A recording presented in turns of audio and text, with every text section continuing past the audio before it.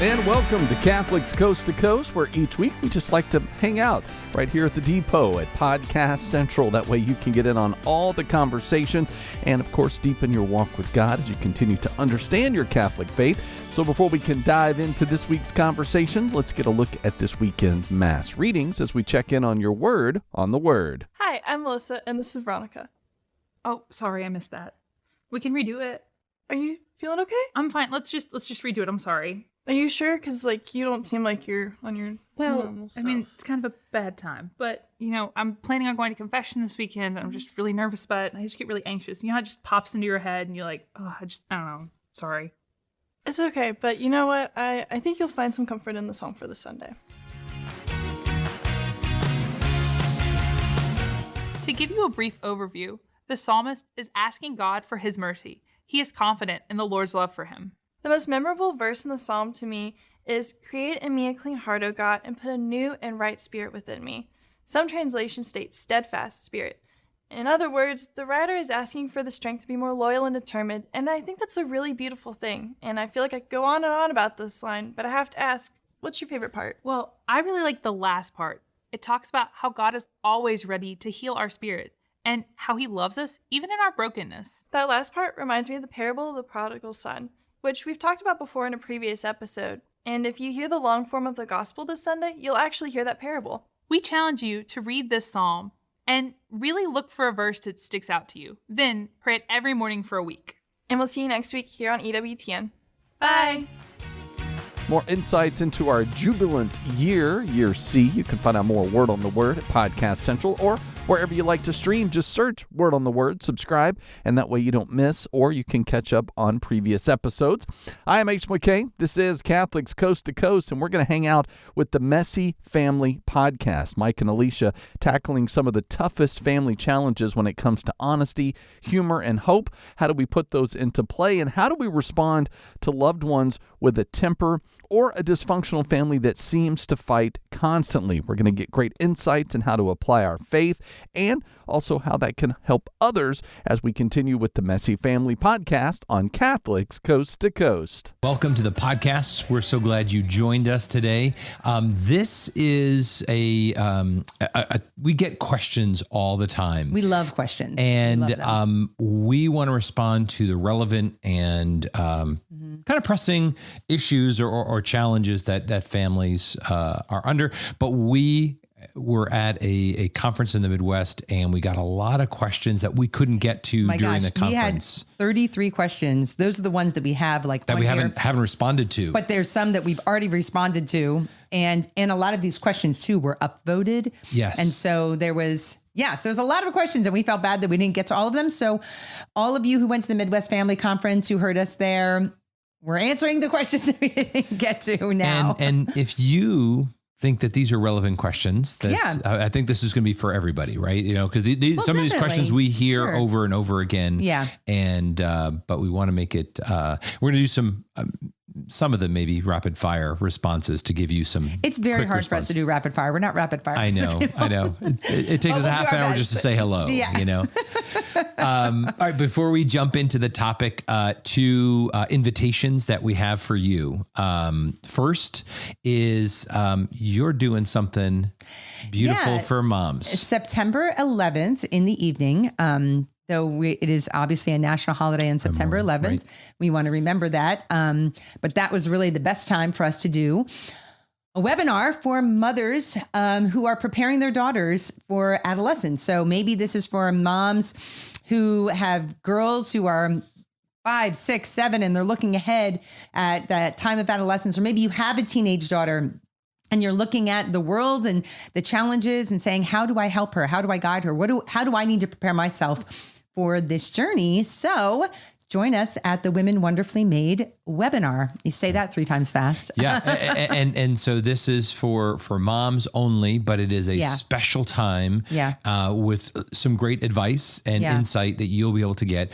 And for those who do attend, there's also a special giveaway. Yeah. For people who are at the webinar, I'm going to choose one of those names. Actually, I'm probably going to have Katie do it, and we're going to pick a name, and then you get a free course, free Women Wonderfully Made course. So So there's that. And plus we'll have other free downloads there'll for be a everybody who discount comes. for anybody who does sign up to Yes. take the course. Even if they don't get the free one, there is a discount that will be given to everybody. Right.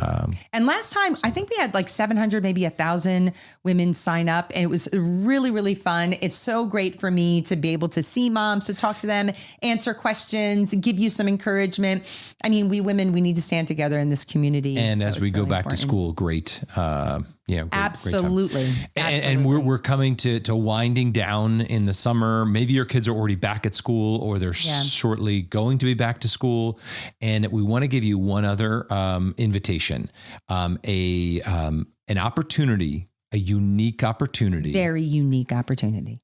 To come away with us to the beautiful Bahamas. That's right. And as you get back into the school year and you think about, okay, how's our marriage doing? Mm-hmm. You know, what are we going to be doing in the doldrums of the winter in January? Is it after the Mom Olympics through Thanksgiving and Christmas and everything? Moms need a break. So right now, be the most amazing husband in the world and book a trip with us January 15th through 19th, I think it is. Something like that, it's on the website. Yeah. Go check it out. But it's 2 weeks. In the first 2 weeks of January. It's not Super Bowl weekend. We've done that twice. We're not doing that again. But what is the date? We're gonna the early bird. There's you can join us at you can probably buy it. We're going to run out of space eventually, but there is room still left right now for couples to join us. The early bird. Early bird ends September 1st. So this is 1st. Like really a quick turnaround. No, you can register after September 1st, but if you want the $200 off, you got to register by September 1st. And whenever we say Sandals to the Bahamas, all I can think of is Michael Scott in The Office. I have to admit it. I thought of that every time. You could get the little braid. Didn't you come back with that little? Anyway, but it will be with Father Sean Monahan, really beautiful priest of the Oblates, and really fun and energetic. Also, Kana and Annie Hickman. They will be joining us as our kind of our partners in this and sharing a weekend where you're going to have tons of fun. A great relaxing vacation experience, but you're going to come back stronger in your marriage, more confident in what you're doing in leading your family, and it will be spiritual renewing as well. You'll be refreshed. You will be together, right? And it's not a huge amount of people either. I mean, this is not like a big conference. This is, 30, 40 couples that are going to be with us that we get to know, that we can hang out with you on the beach, that we can, have drinks together, have dinners together. And it's such an amazing time. And we've never gone to Sandals in the Bahamas before, but it was surprisingly affordable compared to our other getaways. Yeah. So we are really, really happy. And they have been amazing to work with so far. Yeah. So you're going to have a great experience. So anyway, go ahead, sign up, get your discount today. CatholicCouples.com. CatholicCouplesGetaway.com. Thank you. Anyway, all right. So let's jump into today's topic, which is going to be what are the people concerned about? What are families struggling with right now? What are the questions? Okay. Number one question that we have here that was upvoted is, how can I handle family members with the temper? So there's 14 people that upvoted that question. And so I'm like, wow. It's a lot of angry people out there. So family members. What is going on in the Midwest?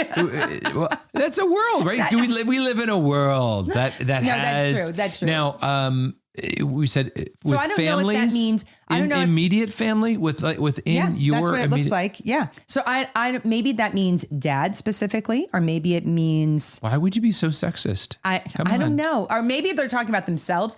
See, I was a little surprised by that because normally people ask about themselves. Like, I get really angry, triggered at my kids, but this is switching it around, which I thought was an interesting question. It is. How do I deal with other family members with a temper? And my initial reaction always is you have to start with yourself, because even if the other person is being triggered and angry and aggressive, you yourself can help calm that situation by your reaction.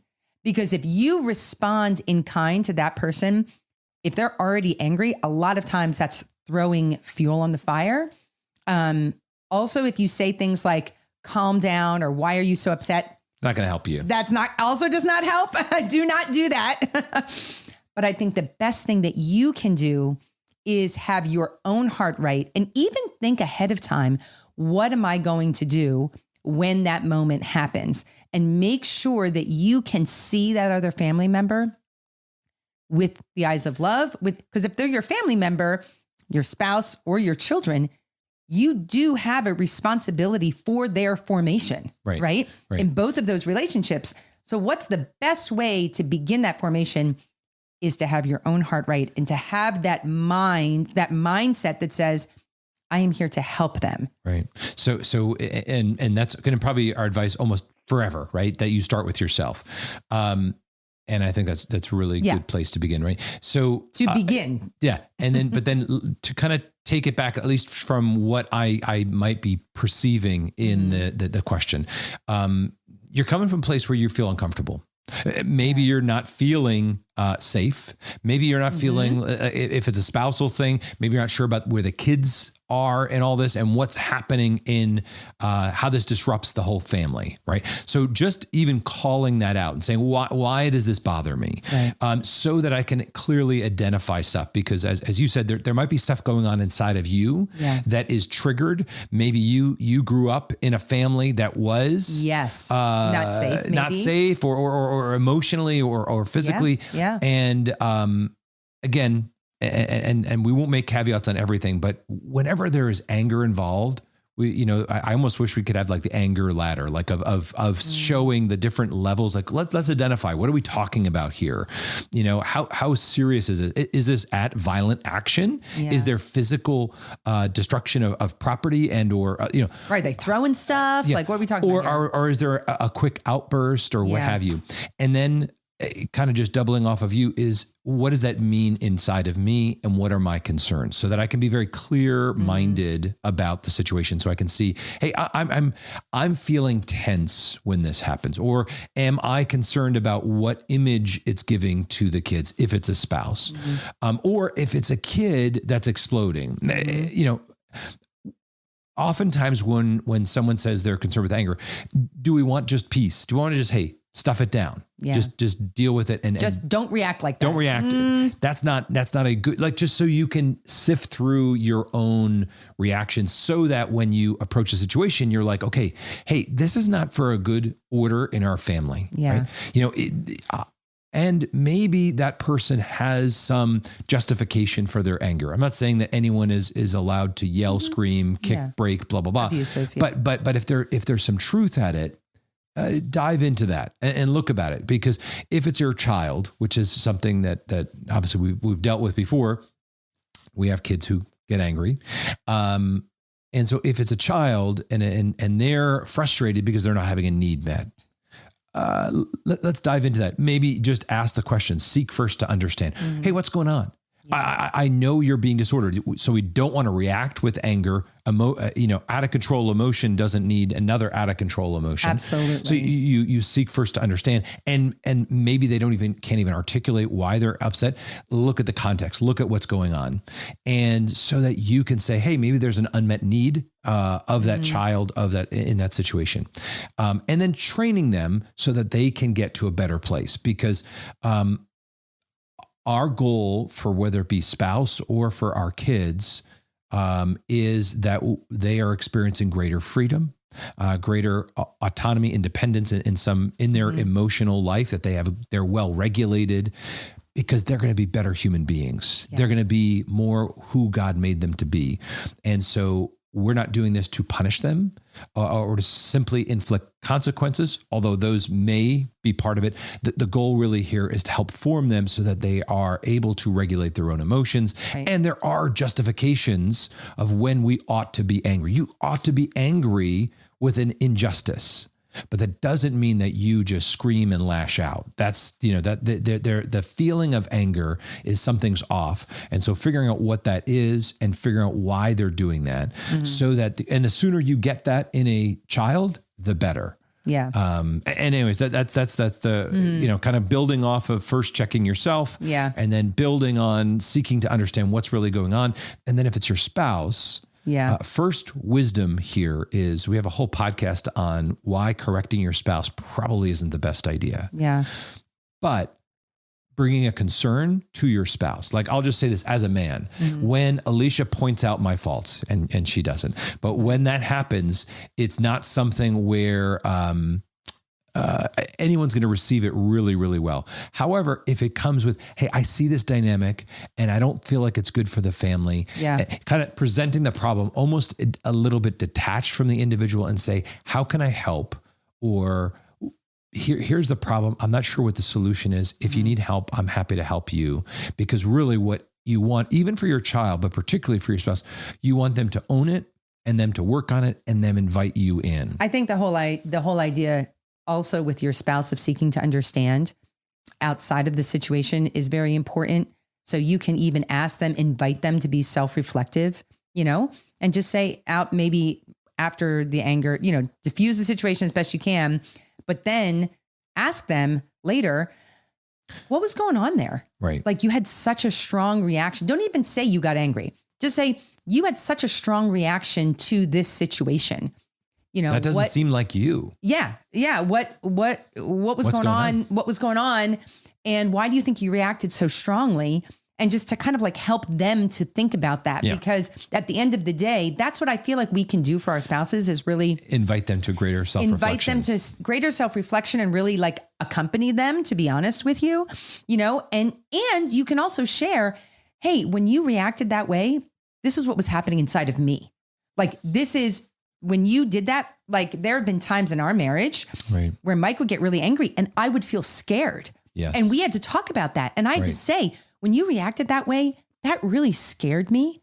And I don't like feeling that way. It's important for me to hear Totally. That. Yes, exactly. Because again, we don't understand. We don't perceive it. It's a further invitation to self-reflection for you to, for our spouses to realize when you react in that way, this is what's happening inside of me. Yeah. And I think that that's a really important conversation to have.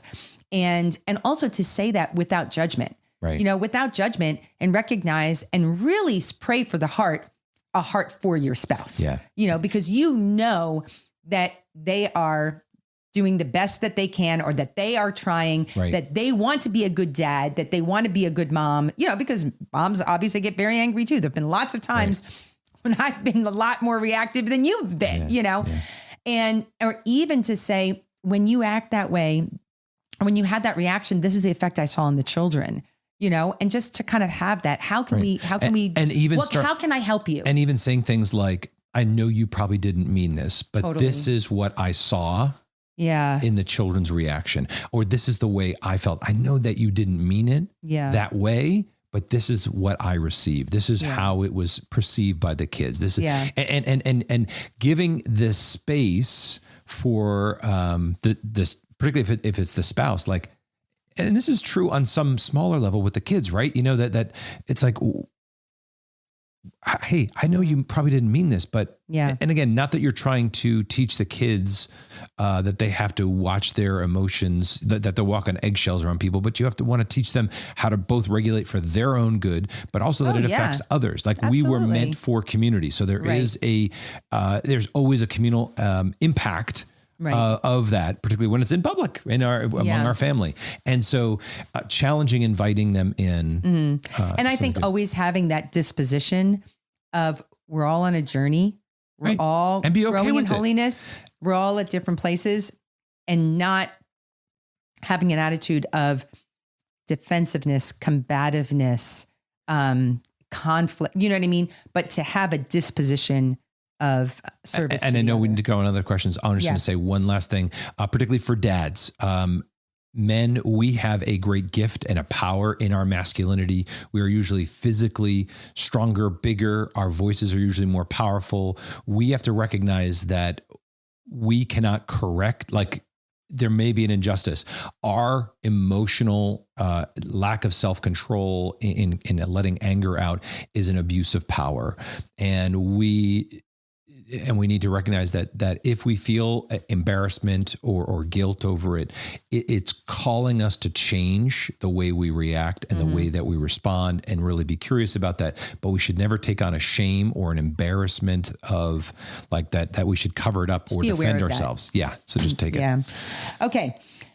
What are some practical tips for guarding and defending family culture when kids' teammates, neighborhoods, and cousins have worldly values? Oh boy. So, if you're a family and you happen to live in a situation where you're actually seeing other people, you happen to live in the world. Okay. Yeah. All right. I can put myself in that situation. I theoretically, right? No, but we live in a world that does not share our values. Period. End of discussion. Guys, right? We're living in a pagan world. Right. You are raising children in a world of pagans, and just be like, okay, here's where we are. And that's, don't expect any different. And if you don't know what that means, because you are, have a false view of reality or are naive, or of course your kids are going to be influenced by the culture upon which we find ourselves, and you're the community, the specific community that you find yourselves in. So first, I'm just going to do one big thing. That's why we really do believe where you live does matter. It's like you can be a great Christian, family in almost any situation, but there are situations that are more challenging, yes, and require you to do more than in other situations. And so, but there is no easy button. No matter where you live, there is no place that there isn't a secular paganish culture that's. So I guess what you're saying is that there has to be.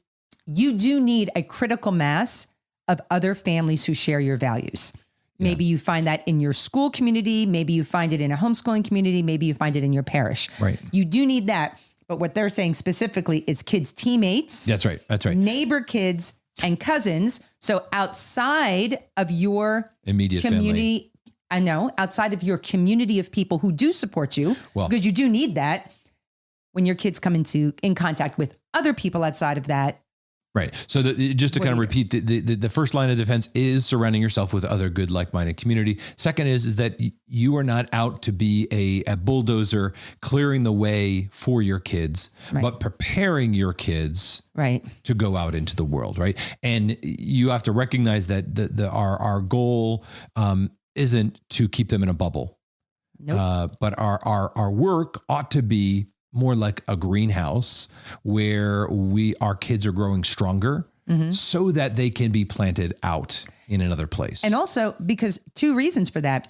Number one, your kids have to learn how to live in the world. That's right. Even at the age of 6, 7, 8 years old. And number two, the world needs your children. Yeah. Maybe those neighbor kids come from a divorced family. They need to see a family where you have mom and dad loving each other. Right. Maybe those cousins are being raised without any faith. They need to see joyful Catholics who love the church, who love the Lord, and who love other people. Right. That is so important. The world needs your children. So how do you keep your family culture strong? Well, you do all of the things that we talk about in our podcast. Keep in mind those 4 disciplines of a family. Number 1, you have to have a strong spiritual life in your home. Right. You need to pray together. You need to talk to your children about the Lord. I had a conversation this morning with one of my sons, and I asked him, I said, this situation in your life, do you truly believe God cares about this? Yeah. Do you truly believe God cares about this group of friends? And he was like, yeah. And I'm like, I agree with you. God does care, because sometimes kids can feel like, oh, God is like a church thing. No, God cares about everything. That's right. He cares about everything, and he allows things to happen for our good. Second, have a strong marriage. Yeah. Have a strong marriage so your children can see and participate in the love of your sacrament within the home all the time. Number 3, love your kids. Love them. Have your children know that they are loved by God the Father because their father and mother love them. Right. And then 4th, help your kids to develop their own giftedness. Help them to develop your own relationships within the home, going back and forth, all of you guys loving each other in that family culture. So your routines, your traditions, your rituals, we really believe, I believe this so strongly because I believe that God is faithful, that if you double down on your family culture, you will inoculate your children against the culture of the world. Right. And we have to know that if we make our kids are in that greenhouse and they are strong and they know what true love is, they know what true beauty is, they know what true relationships look like. If they go out and they hear and they are come in contact with kids who are saying other things, they're not going to be like, oh, that sounds right. Oh, my parents never talked about that. Oh, that sounds like a good idea. No, your kids are going to be like, that doesn't seem right to me. I don't know about that. And you'll have a relationship with your kids. Well, they'll come back and ask you questions. And you can answer those questions and you can talk to them about it and don't be afraid. And the beauty and the honor we have as parents is to help form and shape our children. Yeah. And God gives us everything that we need to help form them into the people they're meant to be. And some of the tools that he gives us is stuff that we do in our home proactively, meaning the traditions, the rituals, the habits, the family dinners, the way we pray, the way they see mom and dad interact and love each other. All of that we can kind of control and proactively, intentionally do. Yeah.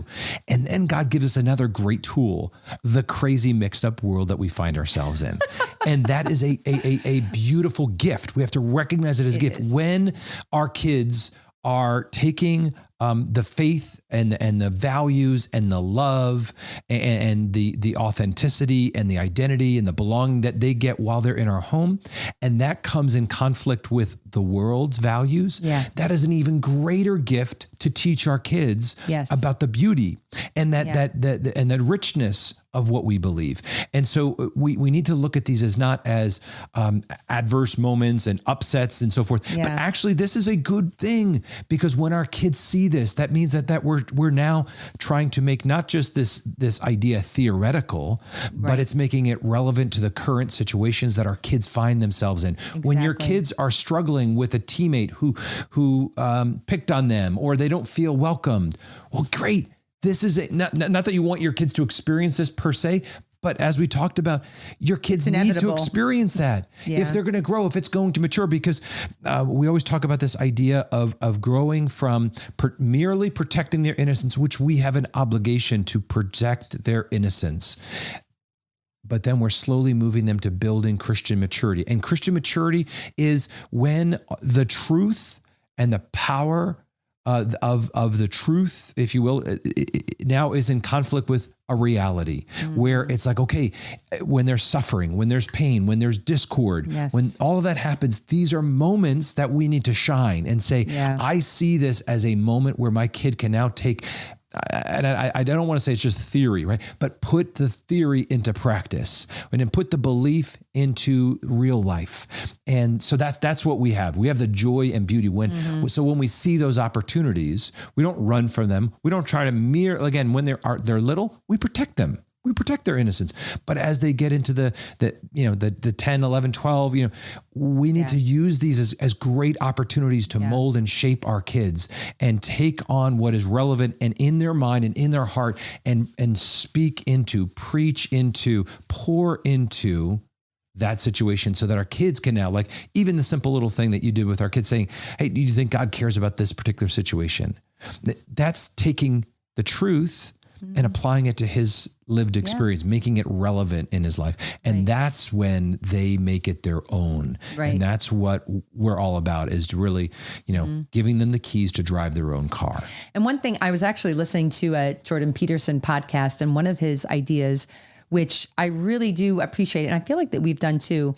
He was talking to parents, and he was saying, don't be afraid to explore secular ideas and philosophies and talk about them around the dinner table. Yeah. If there are philosophies out there, like, different, whether it's economic philosophies, socialism, or even sexual philosophies, sexual revolution, all of that, don't be afraid to bring those ideas to your dinner table and say, hey, what do you guys think about this? Let's talk about this, and teach your children about things that you fundamentally disagree with. Right. Because when they come across those ideas, they won't be surprised by them. They won't be like, oh, I've never heard about communism before. That sounds great. Yeah.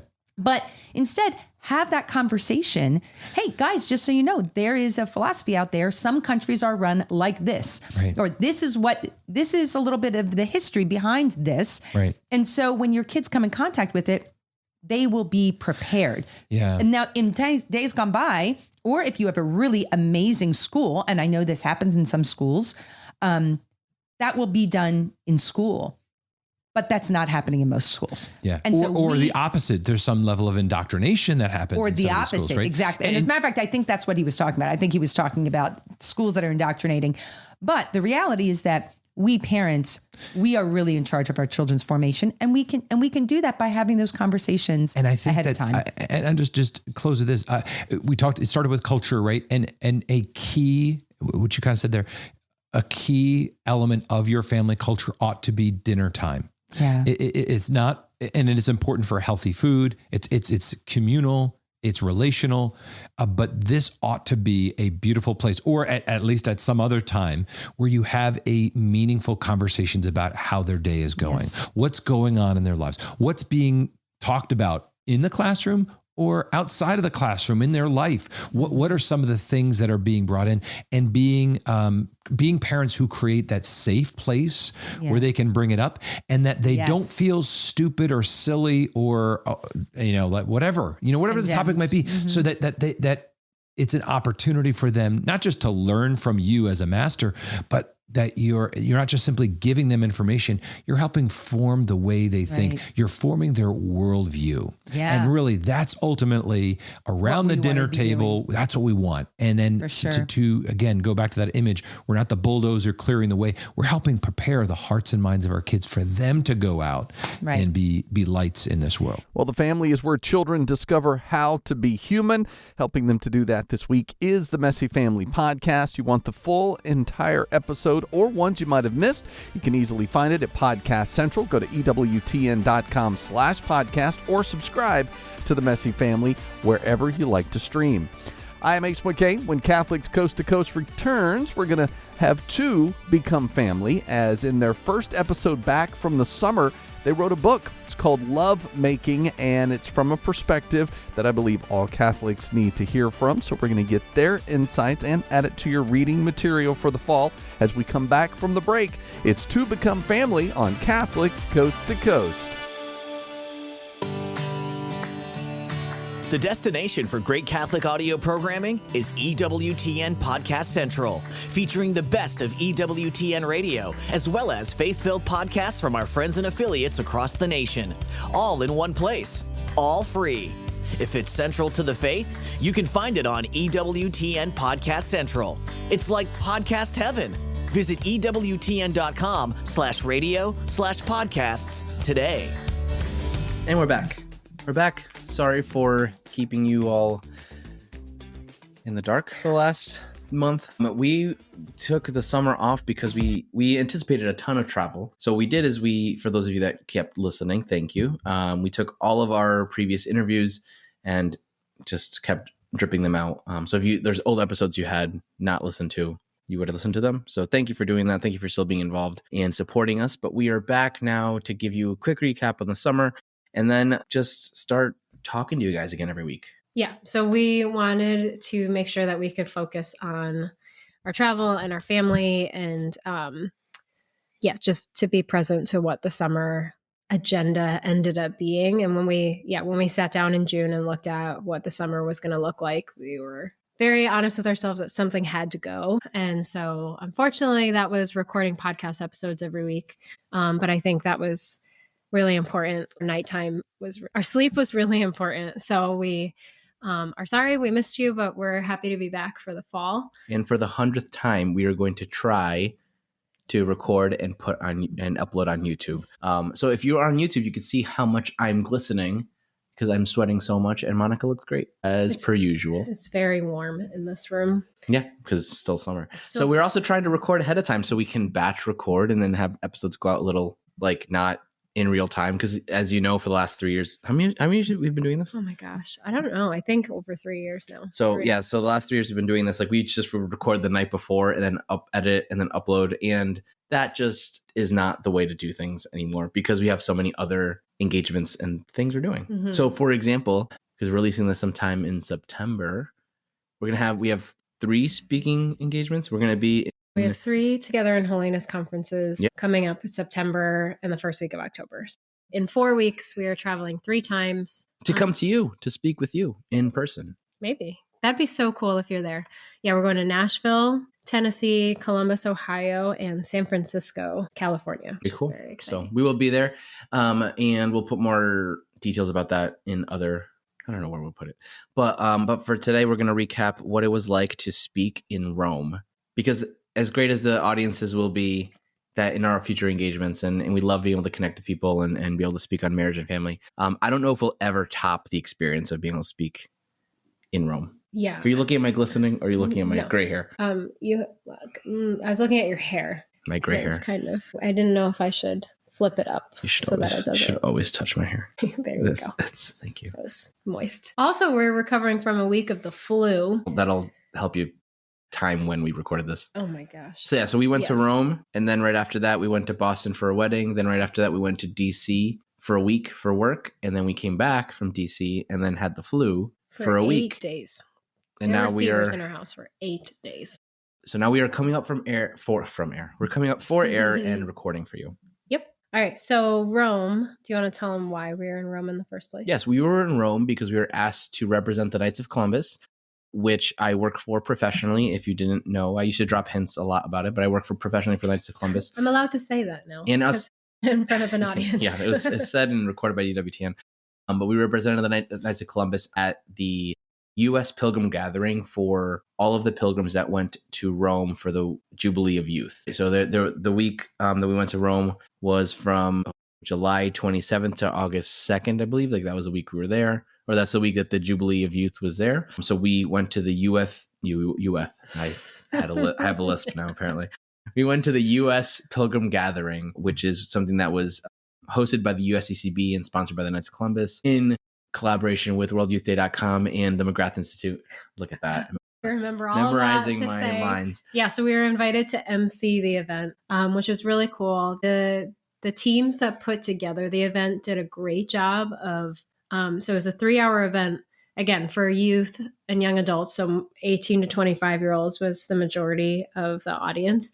And I felt like they planned such a great way to fill those three hours. And we got to kind of walk everybody through the event and like help with the transitions and stuff. And, we were there with Bishop Barron and Cardinal Harvey, Cardinal Burns, Bishop Burns, sorry. And Sarah Kroger and Dom were there. And my favorite part of the night was the relic procession. So yeah, we had a relic procession during it. Well, and to step back though, to give context, so we are emceeing the event for all the U.S. pilgrims that were on there for the Jubilee, and so all of them came together at the Basilica of St. Paul outside the walls, and there was about 4,000 plus pilgrims there. Like we're looking at the audience, and it's massive, and all I can see huge basilica. Yeah, so and beautiful. and so we're going up to talk, and then the lights turn on, which the lights hadn't turned on until we went up there. And all I can see is Matt Maher's hair. He has a very beautiful white flow. And I see him and I'm like, oh my goodness, like to be able to MC a thing where like he's sitting there and then Katie McGrady's next to him or near him. And then you just like see I don't even know everybody's names, but like I've seen different people from like Instagram or YouTube and like just different things. Like they're all sitting in the audience. It was a really cool experience. And I remember distinctly being so nervous about it until like they put the headset on us and it was like, all right, you're going to go out in 10 minutes. And I felt very like, this is so exciting. I'm so happy to be here. Yeah. The imposter syndrome the whole time, like planning for the trip, traveling, telling people that we're leaving and going to Rome. Oh, what are you doing in Rome? And like explaining what we were doing. It felt so otherworldly. Like it didn't feel like my life. I felt like I was talking about somebody else's life that I was helping to like coordinate and I'm just in the background, like it just didn't feel real that we were invited to do such a thing. And even while there, like you said, walking into the basilica and seeing all the chairs set up and going over the notes for the night and meeting the different people who were part of it was such an honor. And I was so nervous until, like you said, it's something. I mean, we were praying like, is this really what you want us to do, God? And like, keep us little, because we are so little in the grand scheme of the church and these plans. But then, as soon as really it started at 7 p.m. whatever time. Rome time. Like 6:55, I was like, all right, time to go. And we were just able to do it. And that was really neat. No, it was cool. We got to speak to Bishop Barron for a little bit. I got to get him water, which is great. Told him I'm Peruvian as well. That was great. Bishop Burns made a joke about it. Didn't really know what the joke was. It was funny because all the bishops giggled, and I was like, haha. Like, it wasn't bad. It was like they're like, oh, like somebody else. The guy said, I'm Peruvian. Oh, I'm Peruvian. She's American. Oh, Peruvian American. And I thought that joke was me, like Pope Leo. But then they said like somebody else who they all apparently knew who it was, and I had to pretend. So I don't know what I'm talking about. That was cool. We were also, but I guess it was also really cool that we were speaking at the tomb of St. Paul with, like, you see where his the tomb is. It was behind us, and then they had the chains that were arrested and imprisoned, which was really great. There's so much in Rome. It was our first time ever going to Rome. Yeah. And you had never been to Europe. Like, this is a big trip. I had a good shirt for it, though. I got a lot of compliments for the shirt. Thank you to the people that I had to check the shirt out with. I think like on our walking around day. The green one? The green one. Yeah, but like I think I sent it to you sent it past several Allie, people. Kyle and Lexi. I think there was only 3. Rachel? Oh, Anna saw it. No, she didn't see it. Okay. Those 4 people saw it, and all of them commented that it was good. So I was very happy with the shirt. Yes. Yeah. So it wasn't too much. We were in Rome for only 48 hours. Like, 48 hours. We landed 10 a.m. Rome time on Tuesday, and our plane took off at 10 a.m. Thursday. So we were there almost to the second 48 hours. So, and the event itself that we were speaking at was on Wednesday night. And we knew that we had tickets to the general audience for Wednesday morning, which also was so cool. So we knew that Wednesday was like planned for. Like, there was no flexibility in the schedule for us to do whatever we wanted on Wednesday, which was fine. But we only had Tuesday, and we were determined to see everything, as much as possible. And we walked so much. But Rome is full of relics and tombs and churches. There's a lot of basilicas. Many churches and chapels and cathedrals and so many things to see. Gelato, so much gelato. And cappuccino. The cappuccino is yummy. I can't. So one of my favorite parts, though, was running into one of the kids that used to be in our youth group. He was a pilgrim with another group, and he was actually not an American pilgrim for this. He was a Spanish pilgrim, because a priest that he's known for a long time now resides in Spain. So he joined his group. So he wasn't at our event because he was a Spanish pilgrim, but he got there a day early from his group. So we got to wander Rome with him for a few hours. Yeah. So that was really cool. That was really cool. Yeah. Youth ministry always finds its way back into our lives. And then tell them about San Lorenzo. Speaking of youth ministry finds its way. Oh, yeah. So this is almost at the end of our day. Not even close to the end of our day. Dang it. The day was so long. Kind of in the middle. We thought it was like 6. It was like 6 p.m. Rome time. So we tried getting to the Vatican to try to be able to see the Vatican, and we weren't able to. So we stopped at the gift shop outside the Vatican. We accidentally went at the time of the opening pilgrimage. So there's no way we were going to get in there. So we went to a gift shop, and on our way there, we spotted a couple of signs of Blessed Giorgio Frassati and St. John Paul II quotes. But they were like on a lower level, and we just peeked over and saw the quotes, and I was like, "Oh, that's cool." Like in an alley, like lower level was like an alley. It looked sketchy, so there was not like a desire to like go.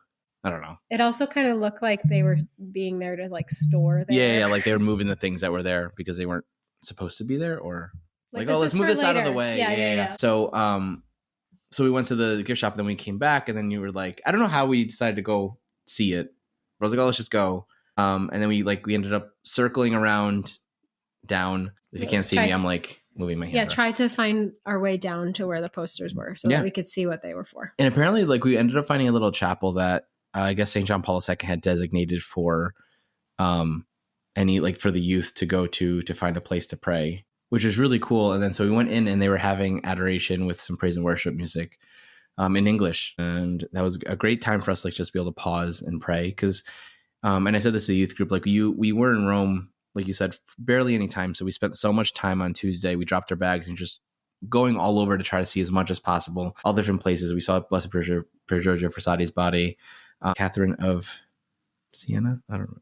He was with someone else, and she didn't get. Yeah. Is that Catherine of Siena? Mm-hmm. We saw a lot of other tombs and stuff, so we were praying there. But like, as much as we prayed there, I don't think there was enough of like actual pausing and praying until we had that moment in the San Lorenzo chapel to just be able to pause and thank God for like the gift of being able to be here, and then just the gift that He's been accompanying us throughout our whole lives, like to get us to this moment, which is really great. So that was really special. I felt like it was made for us though in that moment. I don't know, to me, it just felt so special, and I felt so known and cared for by Pope John Paul the Great, who is not alive. Like it was like, I don't know, I guess his mission was accomplished, that he wanted a space for people to just have quiet time while they're in Rome. Yeah. In all of the for grandeur. the youth to have quiet time. I'm 36 now, so I'm outside of the realm of young adult. Okay. But I'm groups. still 35, so it was perfect for me. No, but it was just so great to have time in all of the chaos and craziness and busyness of wandering around Rome, trying to find everything, to just like sit. It was just a simple, like the walls were made of brick. Like there wasn't, it wasn't. There's cool pictures There's no in the back stained glass. too. Like it wasn't. Yeah, there's pictures in the back showing that St. John Paul II and Pope Benedict both celebrated Mass there. Yeah. So that was really special. Yeah. And then after that, we kind of thought that our day was winding down at that point because we had eaten and stuff. And then some guys from the Knights team were having dinner. Oh, yeah. We went to have dinner with them. I forgot what we did after that. Yeah. So we went to dinner with the Knights college team. And then after that, their chaplain invited us to get more gelato, which I was not saying no to any gelato. Mm-hmm. And he's like, this is the best gelato. This is must be the best. We had to walk, though. To get to where they had dinner, though, we walked for like 40 minutes. Yeah.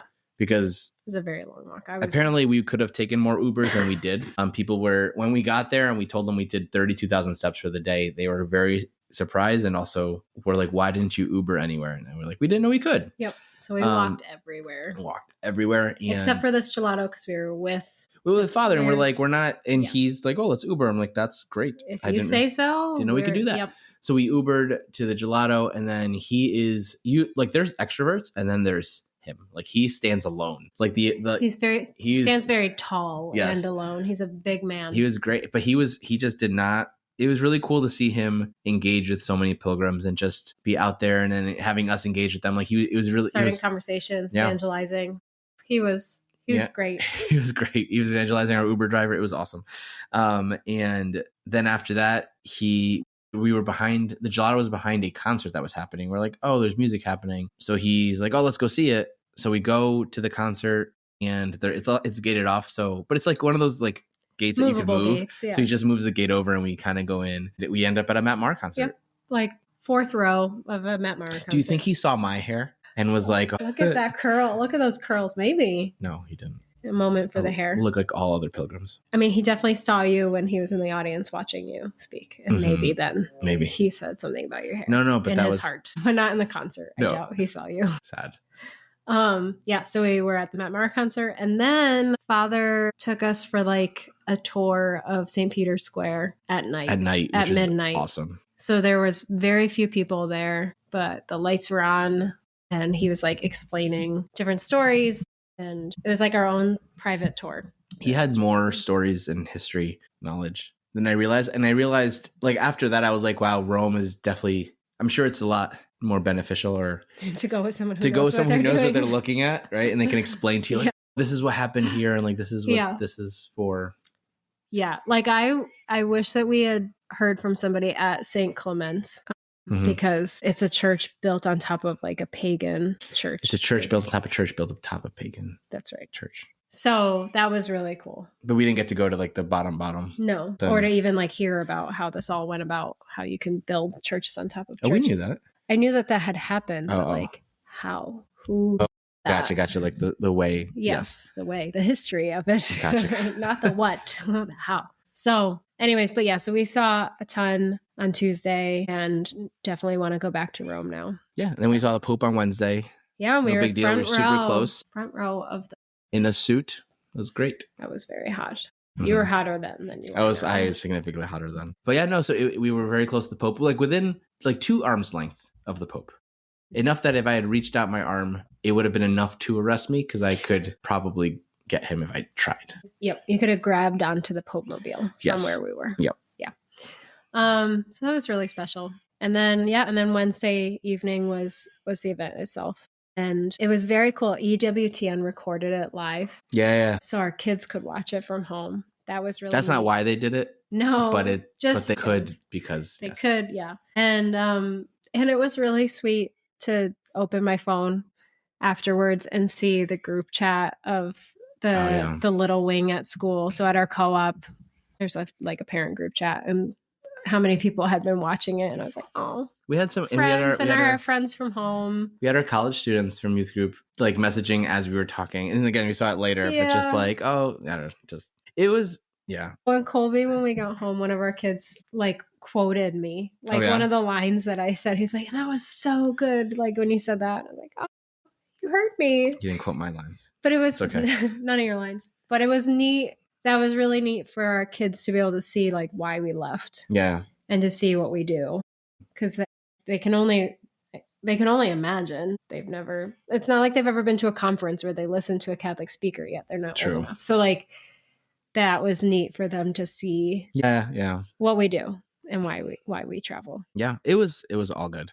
All good. It was all gift. Oh, we binge watched Paradise. Oh yeah, on the plane. On the plane, so good. Oh, the plane ride there was rough. Why? Because my screen didn't turn off. Oh yeah. Oh, Delta owes us money. Oh man. Yeah, we flew overnight, left at 7 p.m. our time Monday night, and landed Tuesday morning Rome time. And so we were like, oh, that's fine. We'll just sleep, and then when we wake up, we'll go and explore. But my TV screen on the back of the person's seat in front of me wouldn't turn. It turned off for like 10 seconds and then it would come back on, and the blue light was right in my super face. bright. And they couldn't figure out. They tried resetting it several times. So and then that happened to me on the way back. Yeah, but yours was like more daylight. I don't know. Mine was pitch black in the middle of the night. I was with my nighttime glasses. Those on. It was rough. Anyways, it's fine. And we are still not caught up on sleep. So we are, like I said, we went from Rome to Boston to DC. Yes, we were home flu for season. we were home for 24 hours before we left for Boston, and we went from Boston straight to DC. We didn't go home. Mm-hmm. No one told me how great it would be to watch my childhood best friend get married. That was really cool. I thought it was great. That. It was hard to enjoy it. I have a lot of waiting mode in me. Like if I know another thing's coming, like I have a hard time being present in the thing because I'm like need to do the next thing. But I'm very happy we were able to be physically present. Yeah, that was really neat. She was so beautiful. Yeah, so we went up she got married in Boston. That's where she lives now. And then DC for the Knights of Columbus convention, the annual convention. And the boys served at those masses. And they served at 4 masses. There for a week. Drove back on Friday. We rested on Saturday. Fever started popping up on Sunday. Yeah. Until the following Sunday. Yeah. So now we are finally in the clear and we're able to rest. And yeah, we're happy. We're looking forward to the new season. I'm calling it a new season. This is going to be a new season for To Become Family, because we are going to be, the content we put out is going to be a lot more, what is it going to be? Focused? That's what I'm hoping. Yeah. That's what I'm going for. It's going to be a lot more focused. We have it more mapped out, which is great. So that was the other part of taking a little bit of a break, is to recalibrate and be like, okay, what is the mission that we're trying to accomplish here with To Become Family? What do we want for the podcast and the Substack and all the things that we're working on? So we're going to try to be focused and planned and on time and give you guys good content. You need to move the plant behind my head because it looks like it's your hair, like my hair, but it's a plant. But yeah, so we're going to be more focused. And I'm talking about plants. We're going to be more focused. But yes, and I think a lot of what the episodes, so like all the episodes are mapped out between now and February. So I'm thinking that the content matter will be beneficial and hopefully shareable, and things that like that you still get our banter, but maybe a little less. I did see that there's still comments about like some people put in some of our ratings, once you get used to the jokes. Oh, that's great. All right, well, whoops. I understand. I hear you. I am picking up what you're putting down. We are who we are. Me and my plant hair. But yeah, we are. So, but thank you for sticking with us. We're looking forward to a new school year. starting September. Trying to wrap this up somehow. Yeah, and we will see all of you. But no, thank you for your support and prayers while we were in Rome, because I know many of you did keep us in your prayers. And then we will see you. Great reading insights for our fall as we better our marriages, and ways to do that with their book called Lovemaking. That's To Become Family. More of their episodes available at Podcast Central. Go to EWTN.com/podcast or simply subscribe wherever you like to stream.